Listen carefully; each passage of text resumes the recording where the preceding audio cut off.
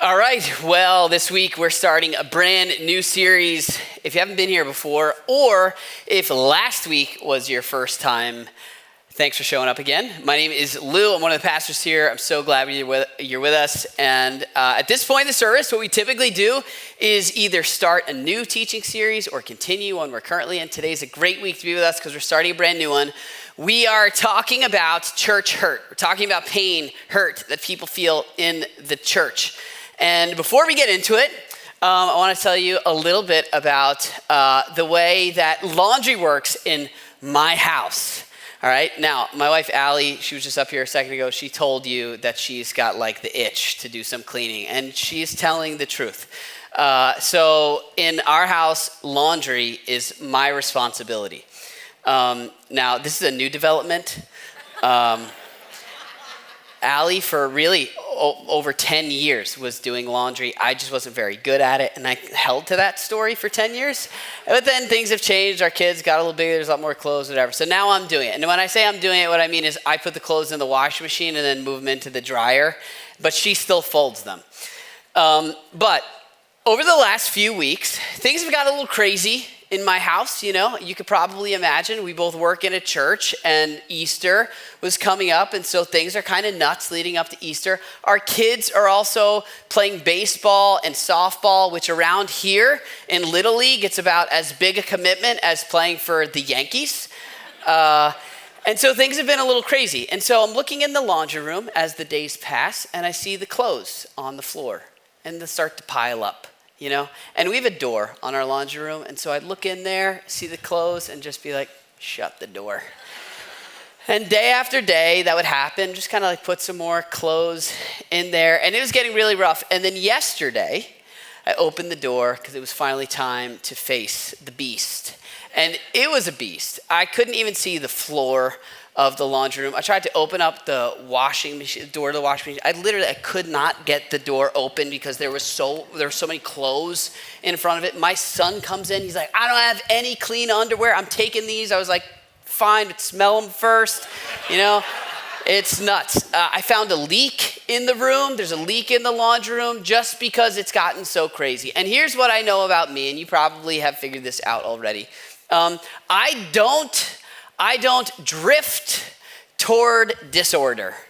I don't drift toward order, rather. I drift toward disorder. Left to itself, the laundry's gonna pile up. I'm never gonna open the door and just see that it's all done, right? And this tends to be true of the human race. We tend to drift toward disorder or toward dysfunction. Order needs to be worked for.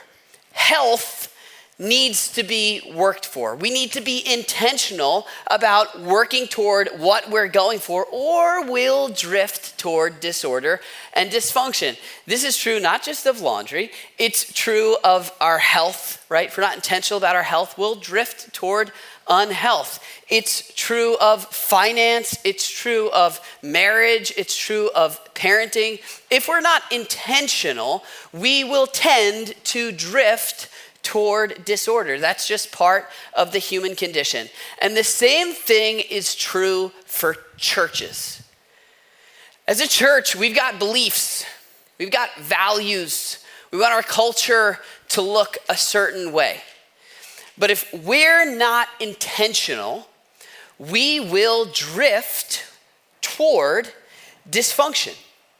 We will drift toward disorder. We'll drift toward living in a way that's not in line with our values. No matter where you go, you will find levels of dysfunction in whatever realm of life we're talking about. But what makes the difference, and this is true of church as well, is are we able to identify it, the dysfunction? And do we have the courage? Are we willing to address it when we see it? And so that's what we're talking about in this series, because in the church, when dysfunction seeps into the church, when dysfunction becomes the norm, that's when people get hurt. No church sets out to hurt people. As a church, we never want to hurt people, but it happens when the church drifts toward unhealth because we're not intentional about preventing dysfunction. And so over the next few weeks, we're looking at forms of dysfunction and addressing those, preparing ourselves to identify them so that we know what to do when they rise to the surface. The form of dysfunction that we're talking about this week is one that we have talked about before. We've talked about this about a year ago. We did an entire series on this, but it is so big. It is so important, and it can cause so much damage in the church. It is a form of dysfunction that's not specific to the church, but it is especially toxic when it's in the church. It is central to the human condition. All of us wrestle with it to some extent or another. And the reason why I love talking about this so much is because if you're someone who's not sure about church, like if you've been out of church for a long time, and maybe you've never been to church, or you're avoiding church, this might be the thing that you're avoiding by avoiding church. If you ever want to hide from church, this is the thing that makes you want to hide from church. If you're ever in church and you feel like garbage, this is the thing that's making you feel like garbage. And not only should it not be able to thrive in church, but I would argue that the church is uniquely equipped with the remedy for this issue. So, the form of dysfunction we're talking about, like I said, it's a central part of the human race. It is such an important part, or understanding it is so important, it's included in our origin story, the origin story of the human race. Jesus believed that the Genesis account, the story of how things came to be, was the origin story of the human race. Now, the great thing about origin stories, I love origin stories, like Batman, right? I love not just watching what Batman does, but I want to know how he became Batman, right? Like, to me, that's fascinating. Or Superman. How did Superman become Superman? The great thing about origin stories is they don't just tell us how someone became the way they are. It also tends to show us why someone currently is the way that they are, right? When you know where someone came from. And that's what this origin story does for us. Now, the origin story is the story found in the beginning of the book of Genesis. If you're not familiar with the Bible, it's the very, very beginning. A lot of people struggle with this story because God speaks things into existence. We're told that everything is kind of in disorder and God brings order to it. And for a lot of people, that's like hard to wrap your mind around. There's also a talking animal in the story, which is not just like an everyday thing, Some people think that this is metaphorical. Some people think that everything happened exactly the way it is. Whatever you feel about the story, what I'm going to ask you to do for the time that we have left today is to take your hesitations and reservations and just set them aside. And if we take a close look at this story, what I think you'll see is that it is wildly ahead of its time and insanely accurate when it comes to diagnosing the human condition. And so what we're told is that things are formless and void, right? There's disorder, and then God speaks order into things. And after each day, after each thing he makes, he says that it's good. He celebrates. He's like, oh, that's good, and this is good. And then he creates the human race. And after creating the human race, he says, it's very good. Like he's extra happy. It's like a bonus celebration. This is really good. And we're told that the world is free of corruption. It's paradise. Everything is literally the way it's supposed to be. It's literally the way it was made to be. And so I don't know, but if you're like me, I got questions. I want to know what's it like there, especially being a human. What is it like living in a world free of corruption? What does it feel like? Right? You ever think about that? Yeah, so fortunately for us, or for me, apparently, if I'm the only one that ever asked that question, we're given a little description. It's very short, but we're given a little description of what it was like to be a human in paradise. It's short, and here's what we're told. It's in the beginning of Genesis. We're told Adam, which literally is the word for man, the man and his wife were both naked, and we're told they felt no shame. And that's it. End of story. It's the end of the description of what it's like to be a person in a world free of corruption. Now, if you know this, you're like, yeah, I know that. You've probably heard it a million times. But if you've never heard that before, you recognize that's weird. That is an odd detail to include. It's a weird description. Like, there's so many other things that could have been said. It could have said they tripped and they never fell. Or they got cut, but they didn't feel pain. Or they were always smiling, or every day felt like a Friday. Like, there's a million things. They sweat, but they didn't smell. But instead, we're just told they're naked and they feel no shame. Now, every time we talk about this, I have to point out that I like to go to the gym early in the morning. And in the locker room early in the morning, if you've ever been to a gym early in the morning, you know that there is a lot of naked and no shame in the locker room. And it's not paradise. But the idea here is that they're totally exposed and yet they're completely embraced. Or we've said in the past, they're fully known and they're fully loved. And that's a little more relatable, right? Like, your best relationships, what we would say of them, our closest friends, we'd say, they know who I really am. Or I could be the real me when I'm with them, right? Like, they see me for who I am and I'm accepted.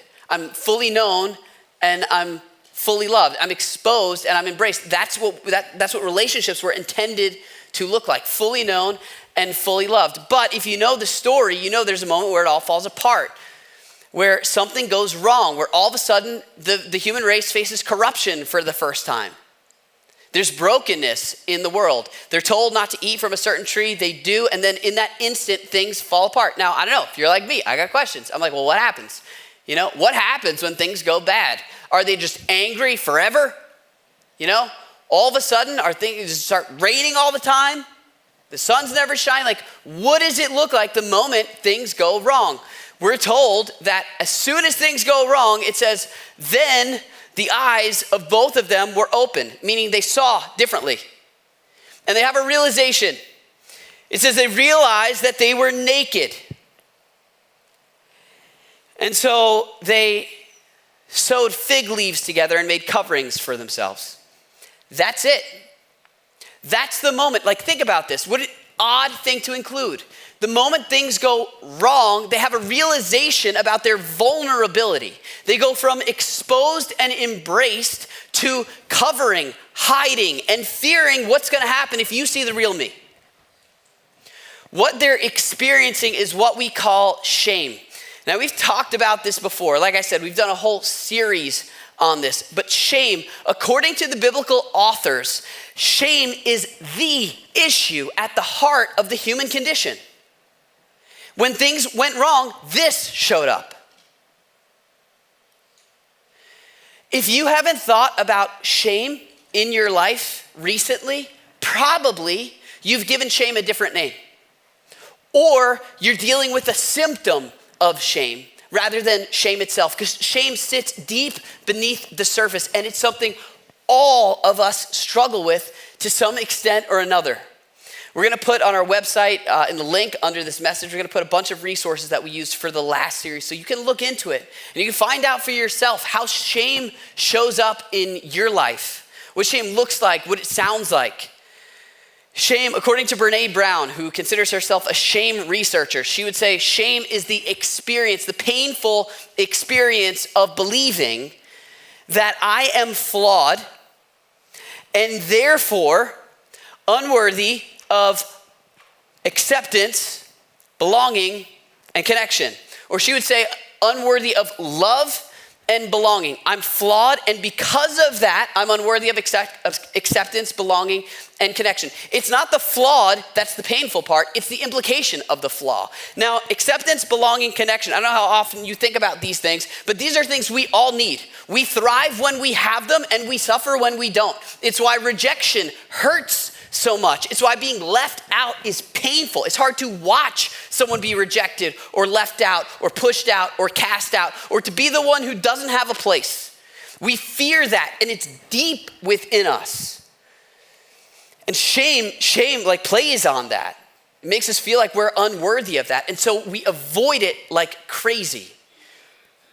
We try to protect ourselves from it. We defend ourselves. We put up walls. We cover. We hide. Because it's an attack on the identity. In general, it is simply the feeling of not being enough. Not enough. It's not something I did isn't enough. It's who I am is not enough. And this can seep into any and every area of life. I'm not a good enough dad, not a good enough mom, not a good enough friend, not a good enough son, not a good enough teacher, not a good enough student, fill in the blank. I am not enough. Shame, it's an attack on the identity, on who I am and what I'm worth. It's not a moment of fleeting embarrassment.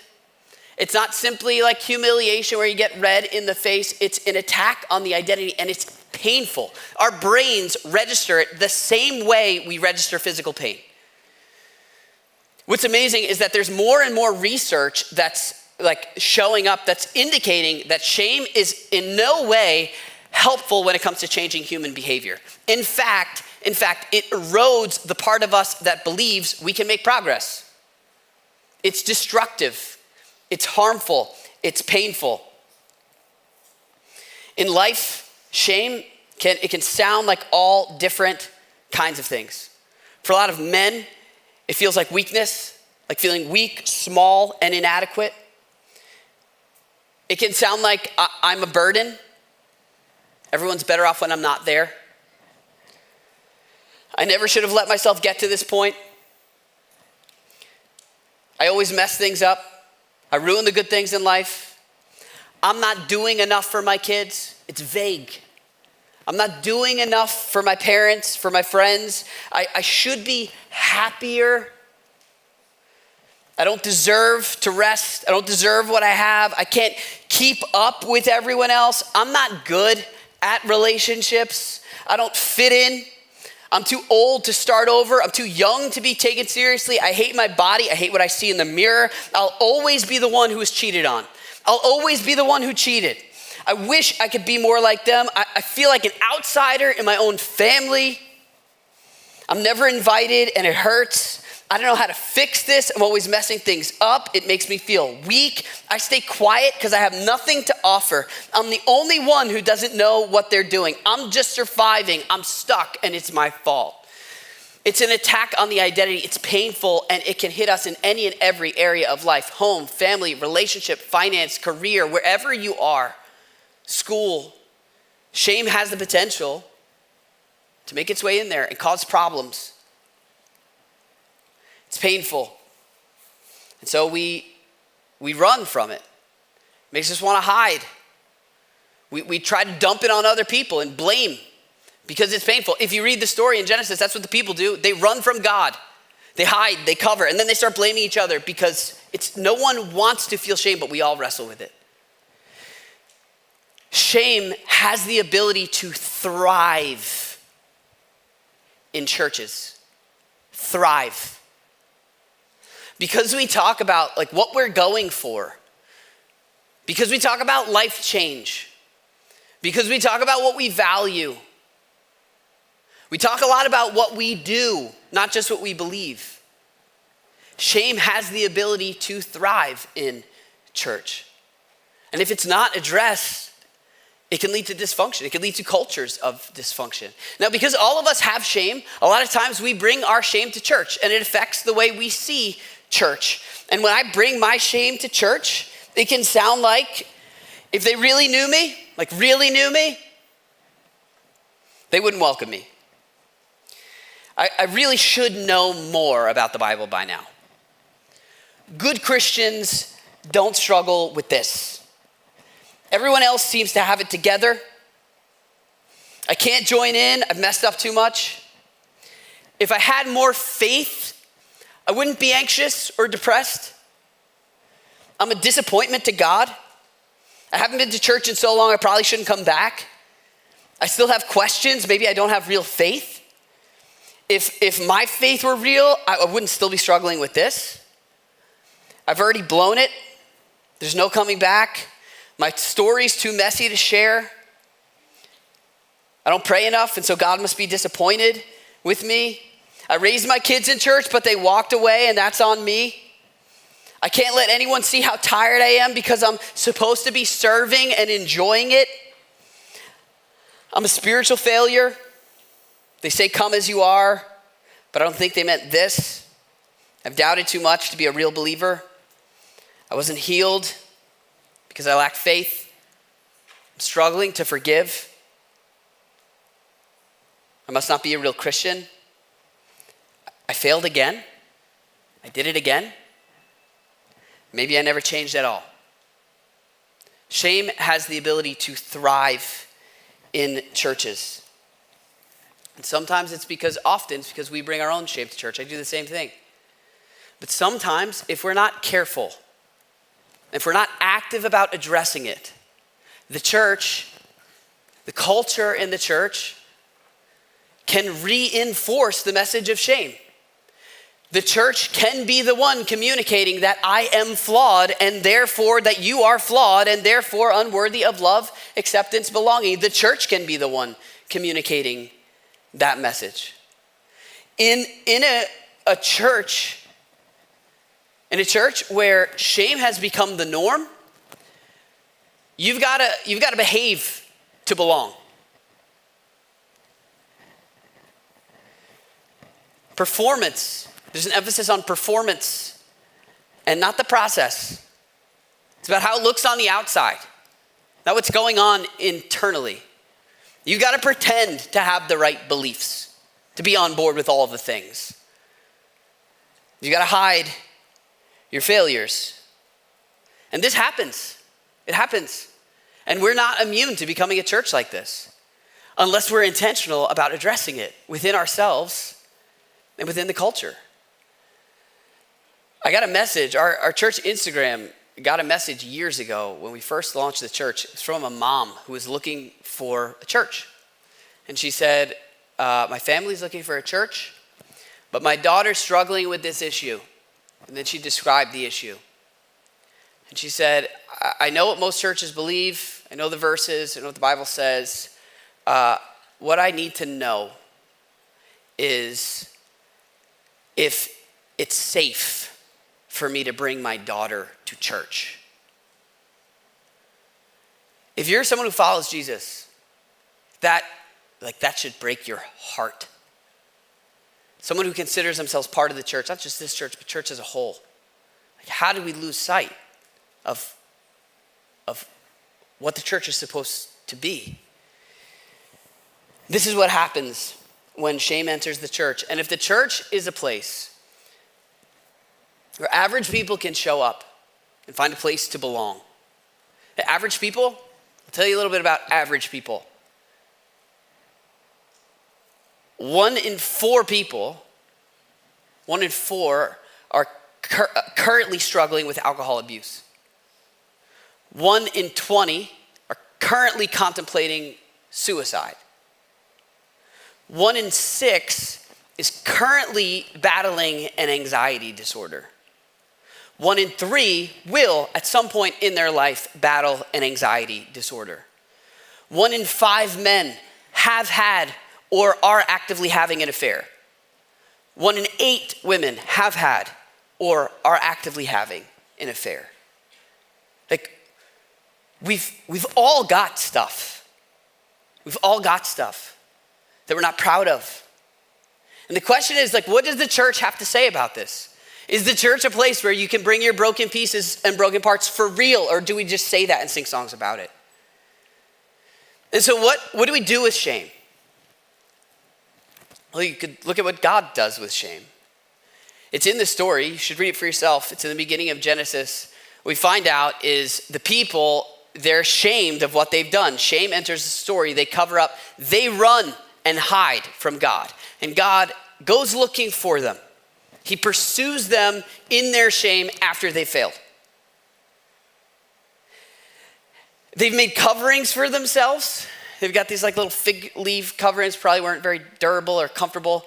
And he gives them coverings. Like he meets them and provides for them in their shame. And then he tells them, He tells them that one day someone is coming, someone will come who will finally provide a solution to the shame that they're dealing with. And the person he's talking about is Jesus. If you know the story, Jesus shows up and he offers his life for us. We're told so our sins can be forgiven. But he also came to take away our shame. He died for our sin and our shame.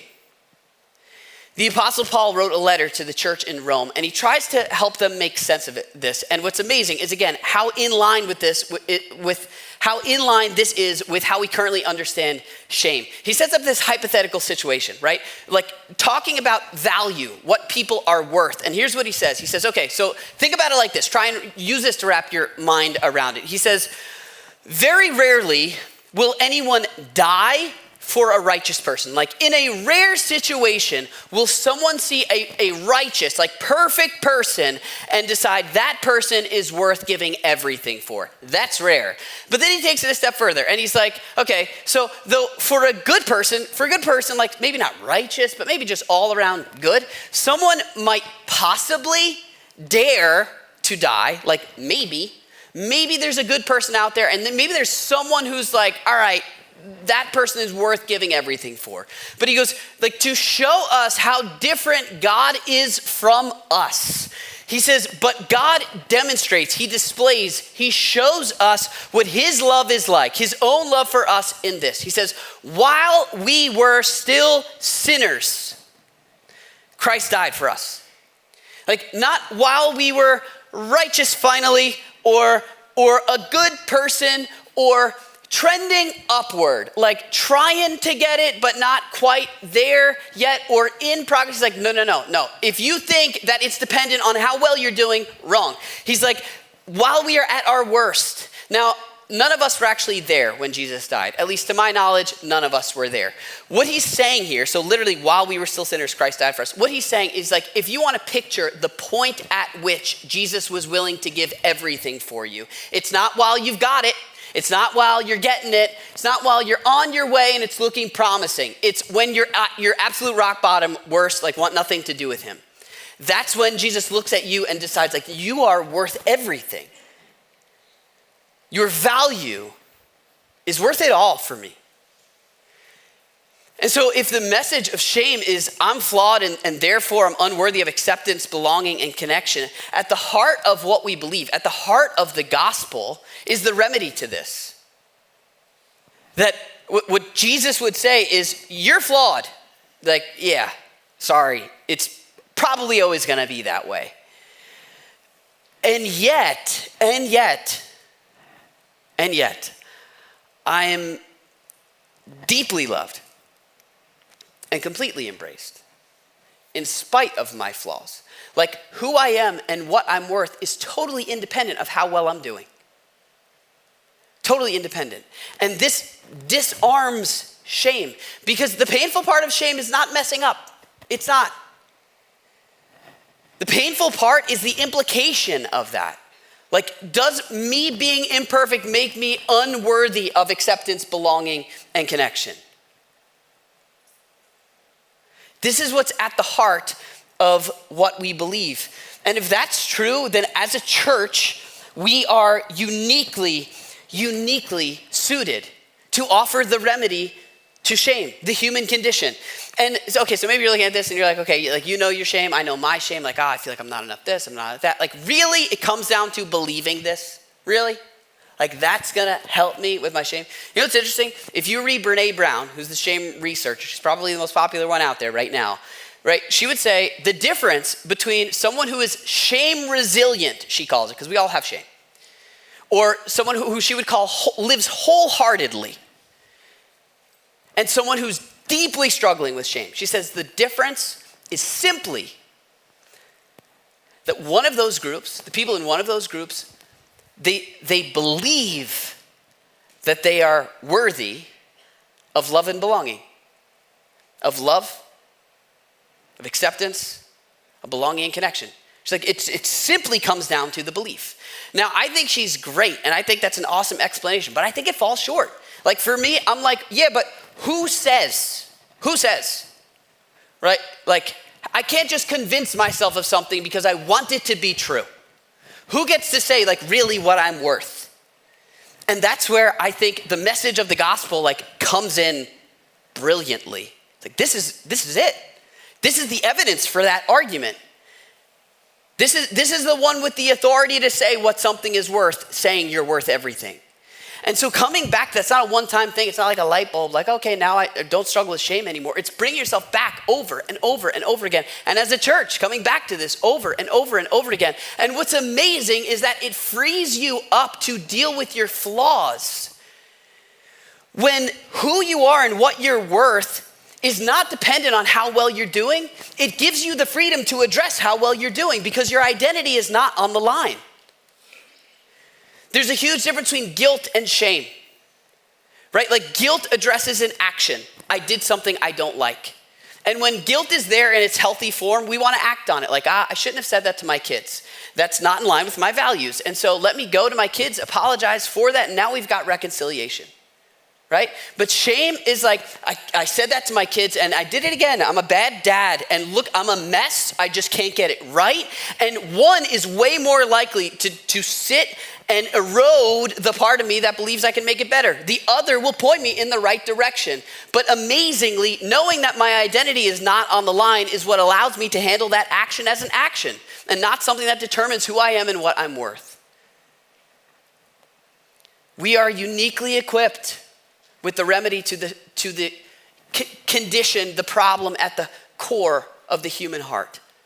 The church should be the safest place to bring your shame. The safest place. You should like come to the church to offload your shame, not pile it on. If you leave here feeling like the shame's been piled on, something went wrong, horribly wrong. The church is to shame as a doctor is to sickness. You bring your sickness to the doctor with hope that it's going to get better.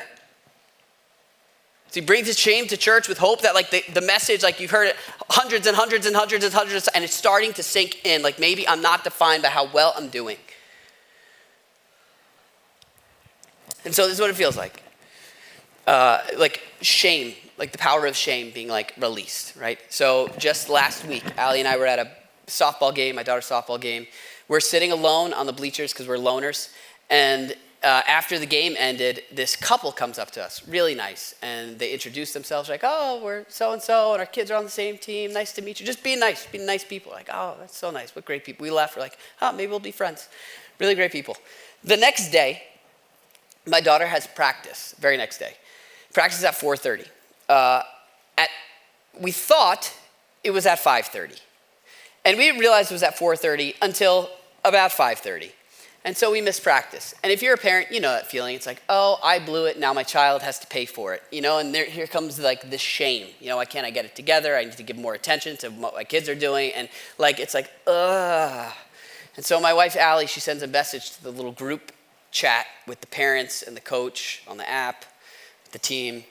And she says, hey, I'm sorry Mia missed practice. It was our fault. We thought practice was at 5:30 instead of 4:30. Mia didn't know, sorry. And she gets a message from that mom that introduced herself the night before. Private message to just her. And the message said, yep, we're gonna be friends. And it was like, not like, who cares about kids? Let's never bring them anywhere on time. Or it's not saying it doesn't matter, but like, hey, we're going for it, but none of us have quite gotten it yet.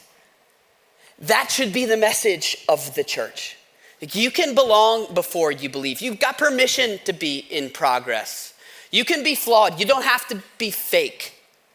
There's no pretending.